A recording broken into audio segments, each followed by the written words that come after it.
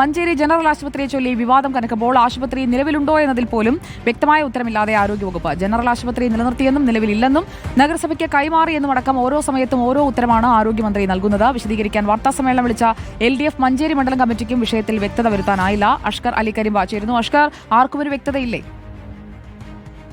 സുജയ, മഞ്ചേരിയിൽ ഒരു ജനറൽ ആശുപത്രി ഉണ്ടോ ഇല്ലെങ്കിൽ അത് എവിടെയാണ് എന്ന് ചോദിച്ചതിന് കൃത്യമായൊരു ഉത്തരം ആരോഗ്യവകുപ്പിന് പോലും ഇല്ല എന്നുള്ളതാണ് വസ്തുത. കാരണം പല തവണകളിലായി നിയമസഭയിലടക്കം മന്ത്രി വീണ ജോർജിന് നൽകിയ മറുപടികൾ അതിൻ്റെ നിയമസഭാ രേഖകളാണ് ഇന്ന് റിപ്പോർട്ടർ പുറത്തുവിട്ടത്.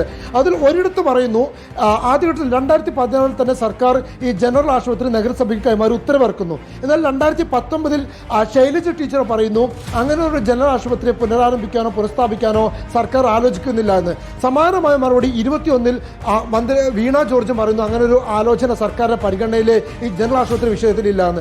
എന്നാൽ 21 തന്നെ മറ്റൊരു മറുപടിയിൽ മന്ത്രി വീണ ജോർജ് തന്നെ പറയുന്നു ജനറൽ ആശുപത്രി ഉണ്ട്, അത് നിലനിർത്തിക്കൊണ്ട് അതിൻ്റെ സംവിധാനങ്ങൾ ഉപയോഗിച്ചുകൊണ്ടാണ് മഞ്ചേരി മെഡിക്കൽ കോളേജ് പ്രവർത്തിക്കുന്നതെന്ന് വീണ ജോർജ് പറയുന്നു.